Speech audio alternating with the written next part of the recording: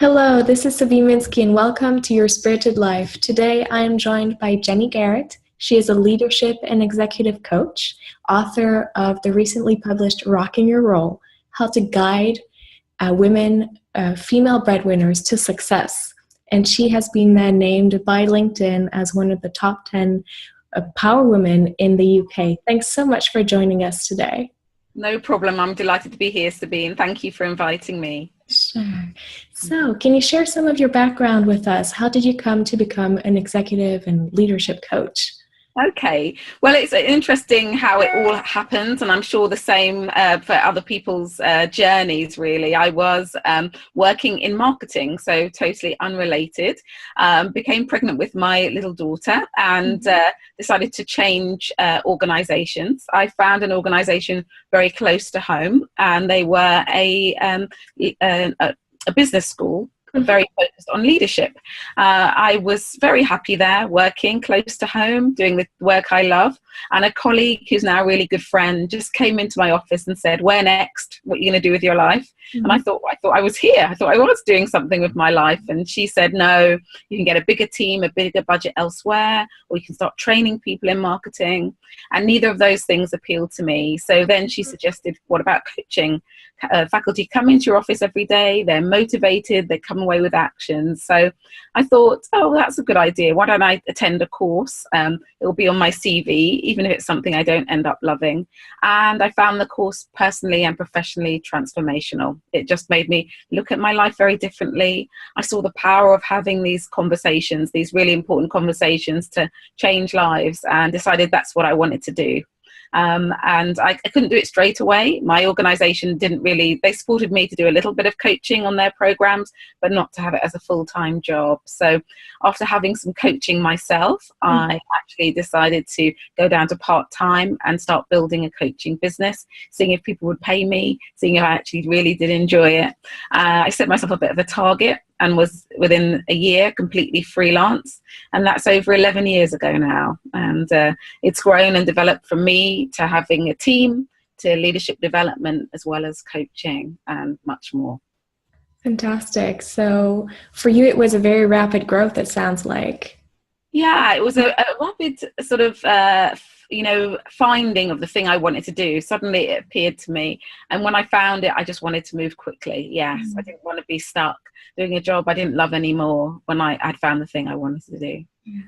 What was, apart from that conversation with your friend, or colleague and friend, what were some of the indications for you that you wanted, you had the strength to step into entrepreneurship, coaching, building your own business? That's a step that's often so difficult for women to, anyone, but women in particular, to dare to go through. Yeah, I'm not sure I knew. In hindsight, you can say, "Oh, this happened and that happened." Sure. But at the time, I must admit, I wasn't sure about entrepreneurship. I wasn't sure about going out alone.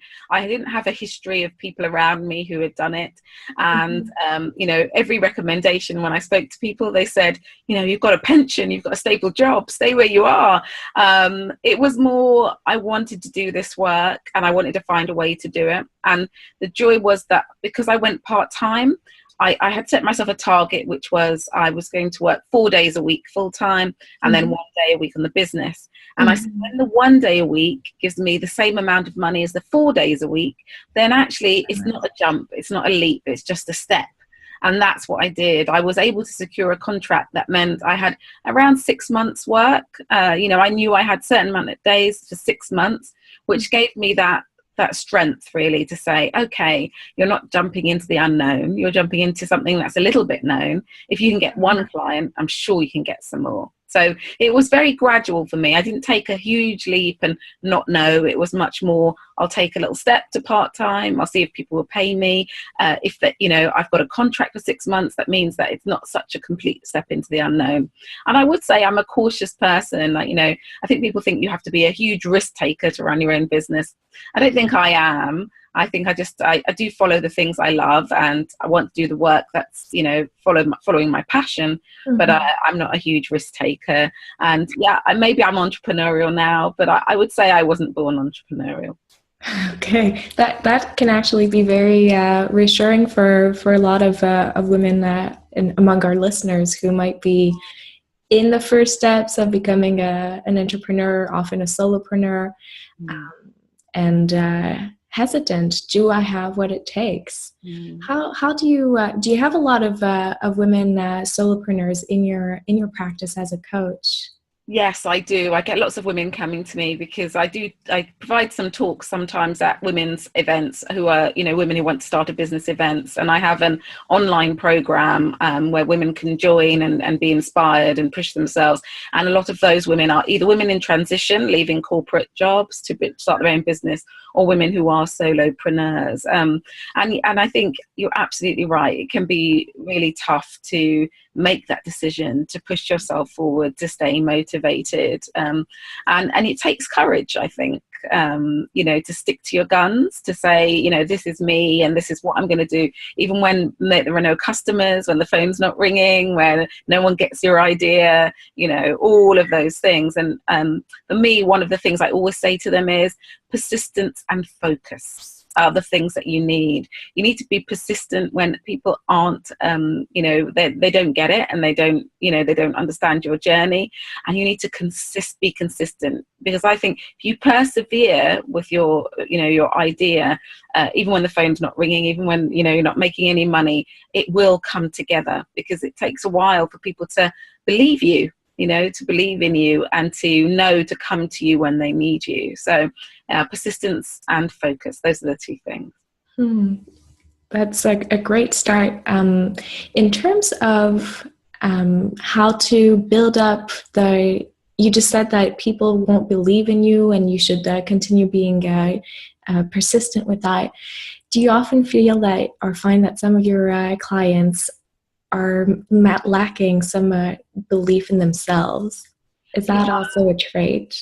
Yeah, I think there's a couple of things. There's the self-belief and there's the putting yourself out there, both of those things. So it's if you do believe in yourself, it's, oh my gosh, I don't really want to put myself out there to get criticism, or for people to say, well, who does she think she is, saying that she's the best coach or the best pottery maker or the best florist or whatever, so there's sort of holding yourself back because you don't want criticism. And there's also, how do I dare put myself out there in the first place? So both of those things are issues. I always I have a few ways I help clients to help them put themselves forward. And the first is, sometimes I say, let's blow it up out of all proportion. So if they're scared of, someone might have asked them to talk about their business, they might have to go to a networking event and do 30 seconds about their business and say, well, I couldn't possibly do that. Well, what's the worst that can happen? You could mumble, you could stumble over your words, you could swear by accident, you could faint,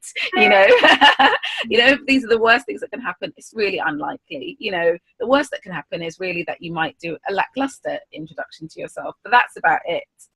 So I help people sometimes to blow it up out of proportion and then think, well, you know what, the worst's not going to happen. I can form a sentence about my business. So sometimes I say that to them. The other things I do is say, be paradoxical, be the opposite, of what you believe you are. So if I say I'm shy, well, I'm going to go into that networking event and be outgoing today. If I wouldn't put my hand up and I'd be last, well, I'm going to be the first person to put my hand up and volunteer. So actually act the opposite of how you would normally, and just try that. So that's a good way to shake yourself up if, you're lacking a bit of self-belief. And the other thing I often say is, sometimes if you want to change how you think about yourself, you need to change your behavior. So actually, sometimes we're in a bit of a habit of thinking, and we're also in a bit of habit of behaving as well. So actually, if you want to change how you think, it's quite good to shake up your routine. Maybe you instead of getting the bus, you get the train. Instead of walking, you cycle. Instead of brushing your teeth first in the morning, you have your breakfast and then brush your teeth. And that behavioral change can start to help you change how you think as well. So those are a few things I kind of, if you're changing your self-belief and changing your behavior, those are things you can do to push yourself out there a little bit. So you've been touching upon a lot of limiting beliefs that we might have inside and behaviors. And there is actually some research showing that if we if we break these behaviors through something as simple as what you said of switching around our routine to go to work or whatever, that it really helps to rewire in new ways our brain, and it opens up possibilities to us. I really love that. It can be as simple as those little changes, right? Absolutely. As a start. Yeah, absolutely. It doesn't have to be complicated. I think, at the beginning of the year, people always have New Year's resolutions, and they have big things. I want to lose 2 stone. I want to run a marathon. We've got to start small. And then when we start small, we achieve. And when we achieve, we can achieve more. But if we set our sights, those things too big, the step is too high, then we fail at the first hurdle and we don't continue. So start small. Small behavioral change is the best way. Mm-hmm.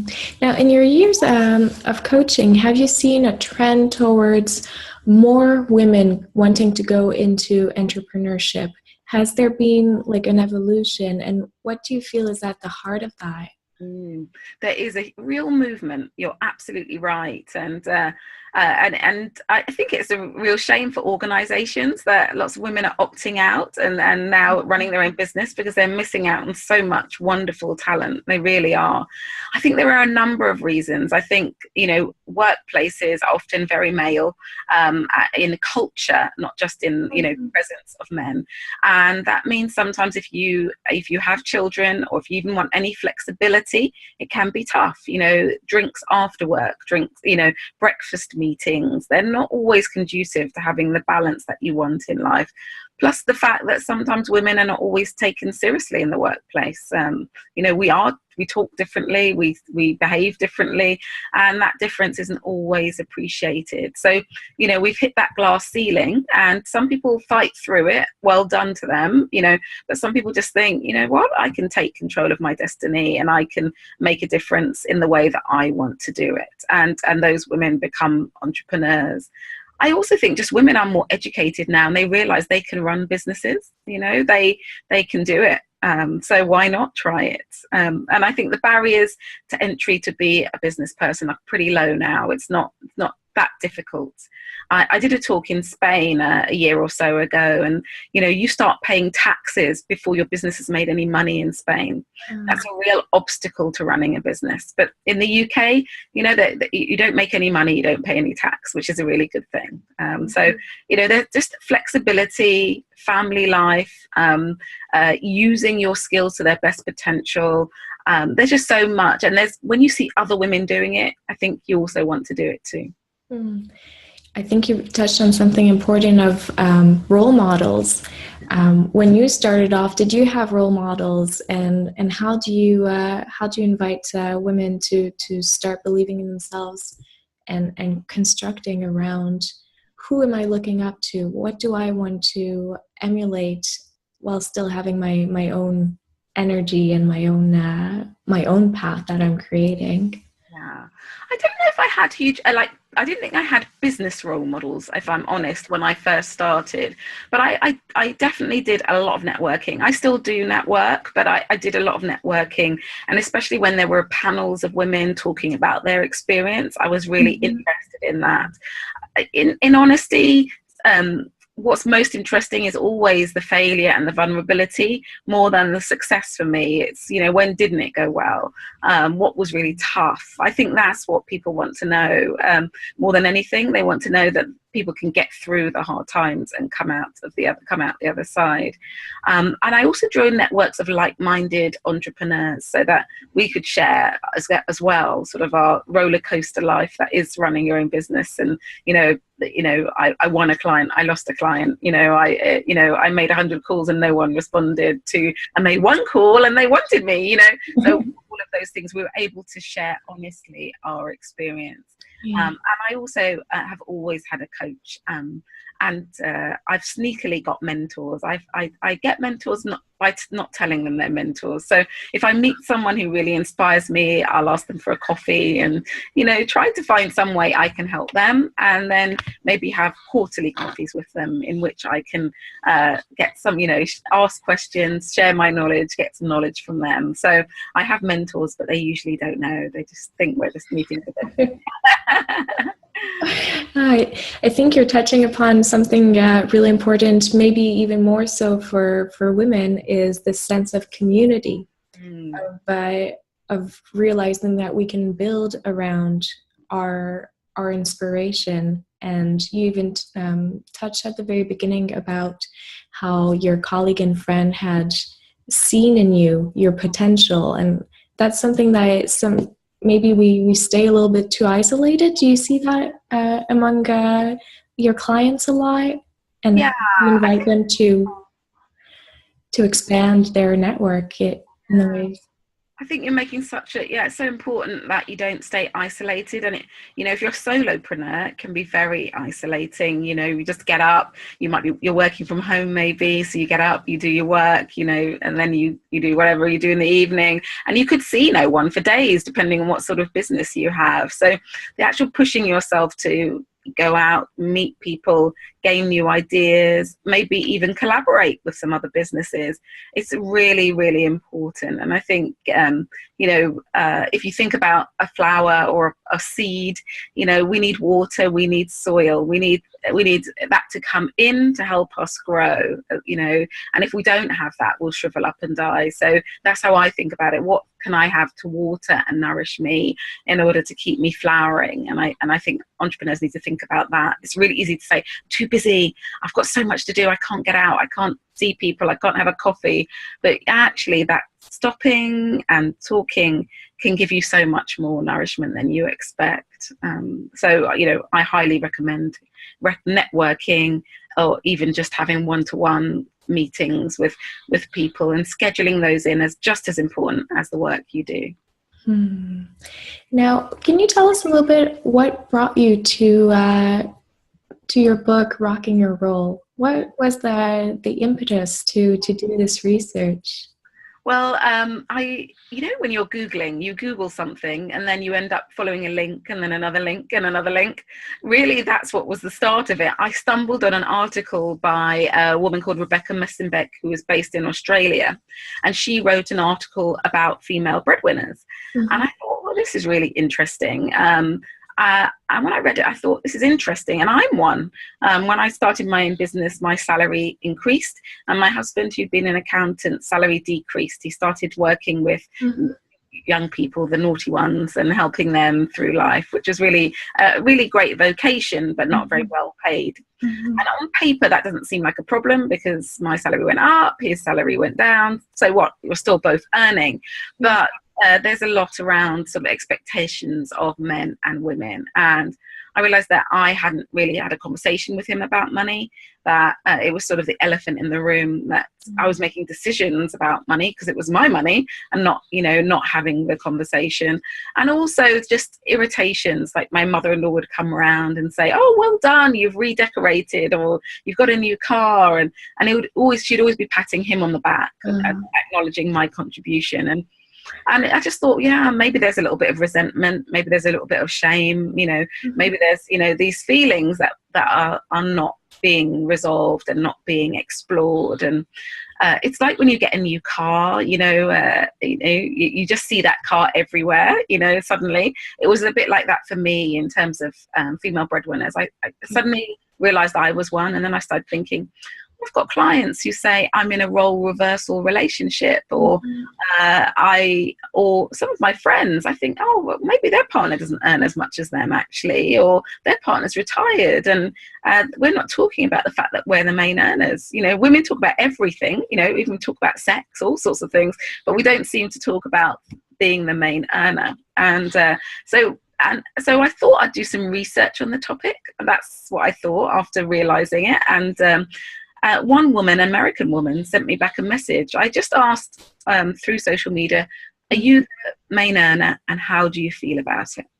And this woman came back and she said, I was the main earner for 3 years, and those were dark days in my life. I just thought, no one should feel like that about being the main earner. We as women should be able to celebrate it. We should be saying, yeah, we can earn the money, we can support our families. It shouldn't be the worst burden in our life. So that's when I decided to write the book. I did the research, thought it would be an article actually at first. I had so much research, and my coaching experience and my experience of going through it myself, that it ended up being Rocking Your Role. And what are some of the greatest insights in terms of how to help women feel not only okay, but good about their new position, and how to find a harmony in their family? Yeah, I think the first one is ditch the guilt. You know, for me, guilt is like this heavy handbag that a lot of women carry around with them, and the handbag's full of bricks, heavy bricks. So we're just all the time feeling guilt. You know, I'm not at work. Oh, I should be. I'm not at home. Oh, I should be. You know, I'm not going to the gym. Oh, I should be. And the first thing is to ditch the guilt. And I describe it as guilt is a set of rules that you create, that you decide you cannot break. And that's what guilt is. You know, it's these rules we've created, and then we decide we can't break them, and we feel bad about the fact we can't break them. You know, maybe I shouldn't, you know, I shouldn't be at work. I should be looking after my elderly relative, or you know, a good mum does this, or you know, whatever those rules are. And I encourage women to write down the rules they're living their life by. Think, where have those rules come from? Did you actually create them? Are they some, you know, person in your life, maybe a parent, maybe an important teacher, you know, in your life, who kind of shared their rules with you? You're living by them, but they're not appropriate for you. So write those rules down. Think about whose voice is saying them to you. Cross them through and rewrite the rules for your own life. And me, that's the way to start to alleviate that guilt. So getting rid of the guilt is one of the big ones.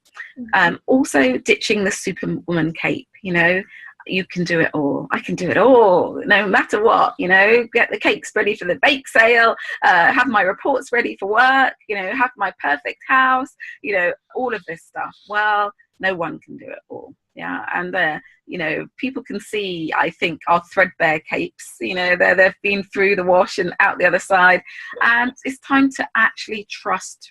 Replace that being superwoman with trust. Trust that actually people can help and support you. Ask for that help and support, and empower others to help and support you. You know, you don't need to do it all. You don't need to do everything. Yeah, people might not do it as well as you. If you have a partner, maybe they don't cook the perfect nutritional dinner that you might have done. But if it doesn't kill you, it's probably not the end of the world. You know, if the bath's not, you know, the bathroom's not perfectly clean in the way you would have done it, it might not be shining and gleaming. Again, maybe you have to decide on different standards. And also, when you do empower people, sometimes they excel, and sometimes you find they're doing it better than you. You know, sometimes they, you let a partner loose in the kitchen, and they, you know, are creative with their culinary skills. And so there are many, you know, giving people the opportunity to support you is key. And I think sometimes we don't. We just think we need to be doing it all. So create the space to let other people help, and be prepared for them to step up and do so, and maybe even do it better. Yeah, so it's an all-round invitation to empowerment, not only within, but around us too. What about relationships with our family and our children? How do you see that modifying itself also? Yeah, well, I definitely advocate quality rather than quantity in terms of your time. You know, if you could be 24/7 with me, Sabine, we could spend weeks together. But if you're not really focused on me, I still haven't got the quality I need. Or you could give me a wonderful 20 minutes of your full presence and attention, and I would value that. Yeah. So for me, you know, to be truly listened to is a privilege in this day and age. We've got our smartphones, we've got laptops, we've got everything vying for our attention all the time. And if you can be truly present for someone, they'll appreciate that no end. So for me, it's not about, in terms of family, whether that's your partner or children or elderly relatives, or even just really good friends, give them quality. Don't worry, it's not enough in time. Just be there and be present for them. And I think it makes a huge difference. They notice Because if I was here just saying, oh, look, I've got to, I'm listening to you, Sabine, but I'm just sending a message, and, you know, you switch off, don't you? Yeah, you decide you're not going to fully engage with me. She's not really listening. But if I actually am there and I'm with you, even if I say I can only give you 20 minutes, that's so much better. So for me, it's about quality rather than quantity of time. Are you a big time manager in that way? And what are some of your favorite tips and tools, perhaps, on managing our time? Yeah, well, I definitely am boundaried around my time. And I know for some people, work is life and life is work. But for me, I have over the years found and what makes me happy in terms of time. So, for example, you know, networking, I said, is a big thing. If I went out 5 nights a week networking, I might have achieved things for my business, but for my family life, I would feel it's out of balance. And so and people ask a lot of me. They ask a lot of my time. So what I do now is I say I do a maximum of 2 nights a week for talks or networking, and I do only 3 weekends a year. And that's my rule. And I know that makes me feel good. You know, if I do something at the weekend, it's because I really want to. I really, you know, the person has really appealed to me, or something I really want to do. And the evenings, I know, do you know, I've got to 2 nights. I'm sorry, I just can't do that. I give myself permission to say no. I think, you know, that's something that all women need to do. Give ourselves permission to say no. So that's what I do around my time. I do try and be really focused, and I've got an app called Freedom on my Mac, which means that you can just stop yourself going onto the internet for certain amounts of time. It actually closes it down. I don't know if you're familiar with it, Sabine. Heard of similar ones, yes. Yeah. So it's a really good thing. So, you know, if I just want to focus without the beeping of my emails coming through, or the temptation to go and look at my social media, or even just to Google something, I just put my Freedom on, and I just say, well, I cannot do it. And that helps me focus my time.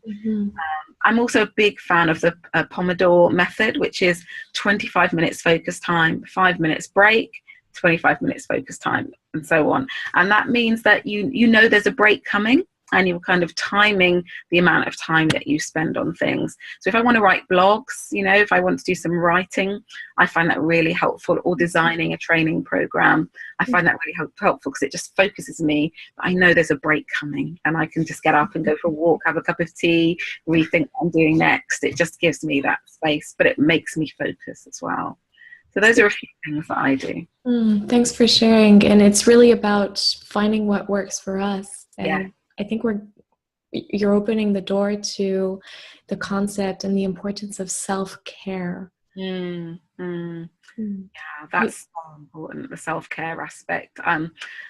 You know, something women do is we give and give and give. You know, we're taught to do that. Be kind, think of others before ourselves. They're really actually wonderful qualities, amazing qualities. But actually what we need to do is, as you know, maybe other guests will say to you, nourish ourselves first. We need to have enough in our cup to give to others.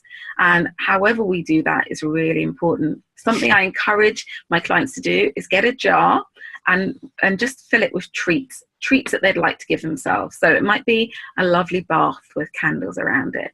It might be a nice walk in the country. It might be a full-blown spa or a retreat, or some time in a flotation tank, which is something that I do, which I find amazing. It might be a delicious afternoon tea. And I get them to fill their jar with all of these treats. And I say, reward yourself once a week with one of them. And that's a great way to do it, you know, just to actually put the rewards there and know that you are going to reward yourself with these different things. The other thing I say is diarize it. Yeah, because if you don't put it in the calendar, everything will fill your time and you won't do it at all. So actually put the space in your calendar, you know, for whatever it is, for the 1 hour bath, or the, you know, the 20-minute walk, or the catch up with girlfriends, which is so nourishing. You know, actually put it in your calendar and protect that time as really important.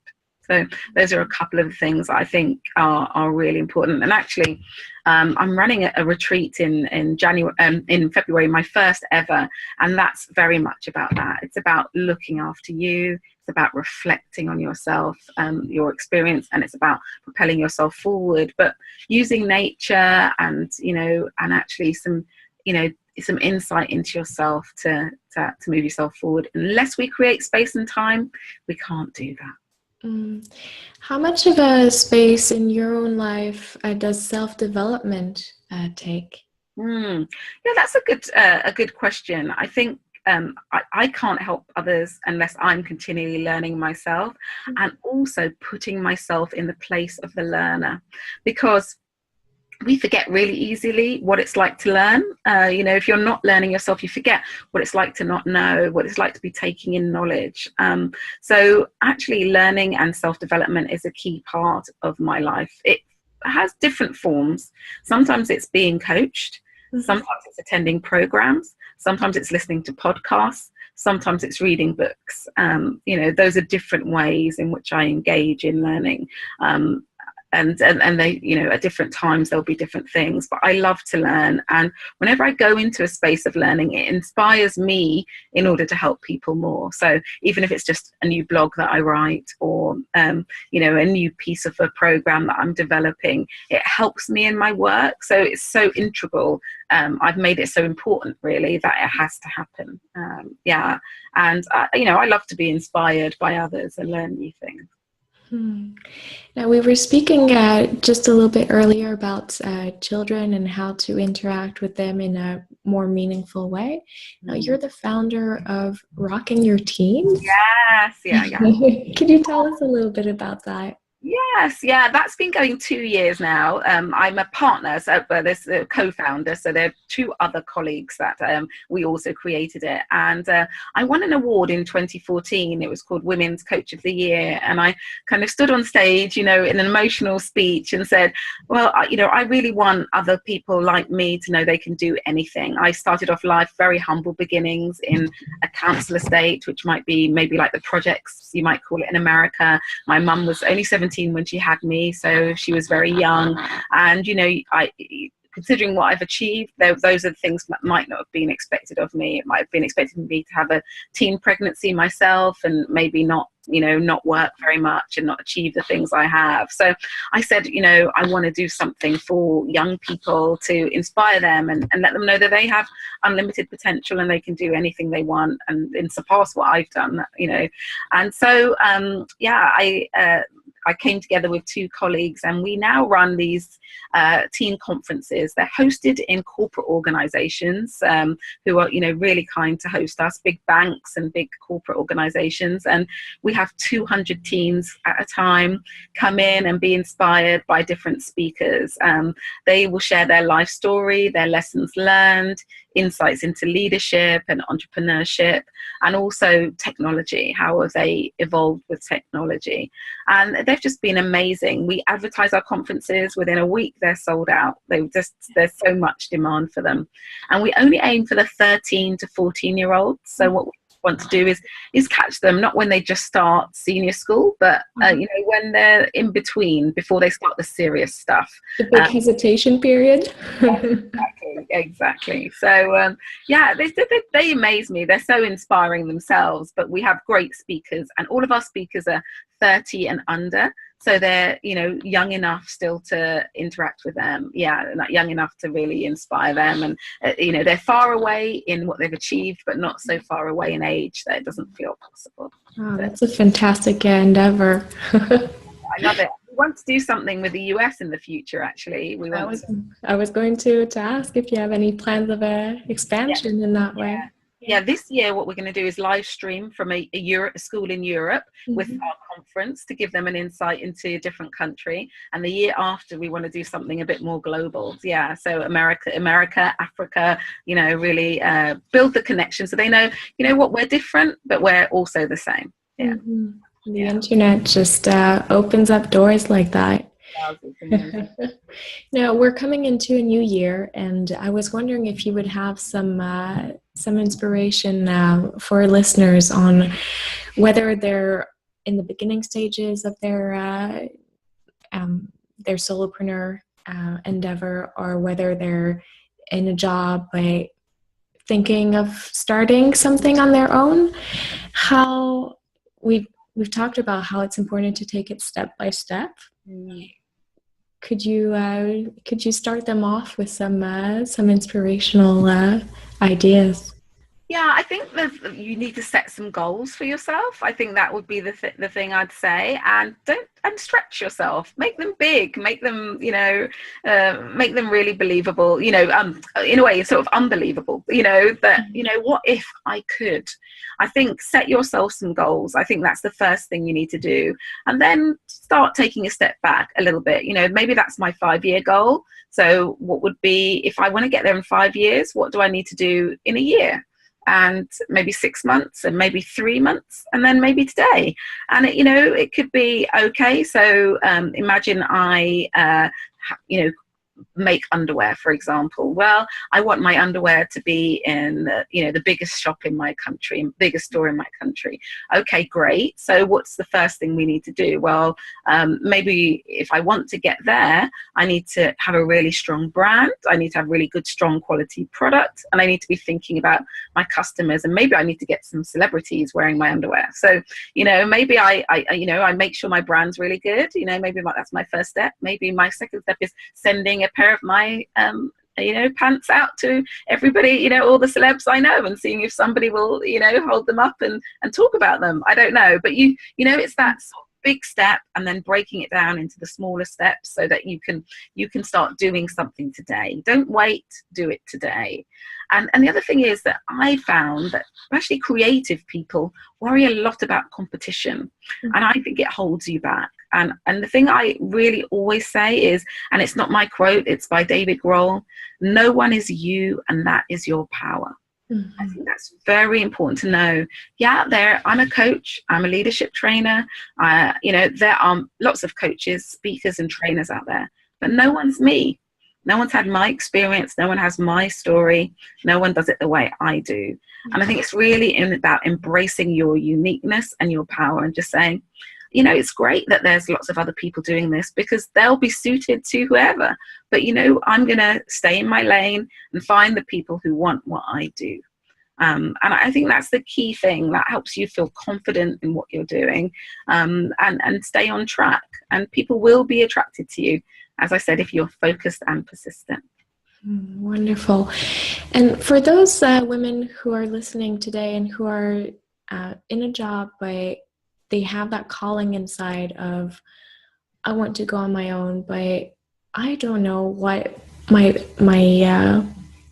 strength is. Some people will use purpose, but how do you invite them to start playing around with their strengths and who they are? Yes. Yeah. The first thing I would definitely advise anyone to do is a values exercise, actually. I would invite them to understand what's really important to them in terms of what they stand for. And there are many values exercises on the internet, but if they ever wanted to email me, I'd be happy to send them one, but there are many. And then I think about, how do I put my values into action? So if my values are about being independent, for example, so I want to put that into action. Is it about helping other people to be independent? Is it about creating independence for a certain group of society?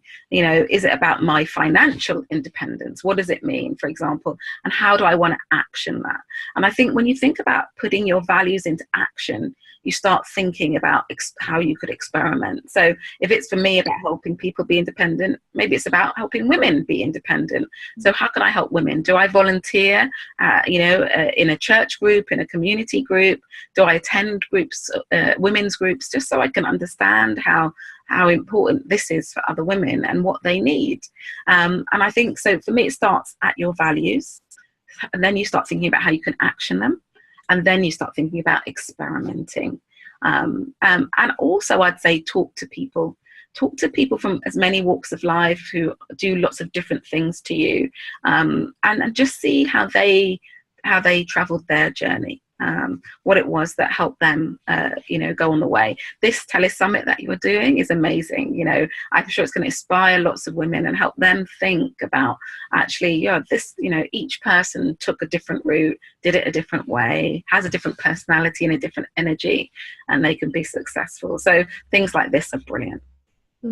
Thank you. And I think you really sum it up in the sense of going from the inside out, looking at our values, our strengths, and getting help from the outside to see them, because we often put so many limitations on how we see ourselves, and bringing it forward in a structured but also a discovery mode, as we were saying, about daring to break down our limitations, our guilt inside, and taking those small steps to start that discovery. Because in the end, I don't know if you'll agree with this vision that I have of being an entrepreneur as being a self-discovery more than anything else. Yeah, I think it is. Yeah, definitely. Yeah, you find yourself and you evolve and grow, and your business evolves and grows. Absolutely. Where I am today is not where I thought I would be, and I have discovered strengths and qualities that I didn't know I had,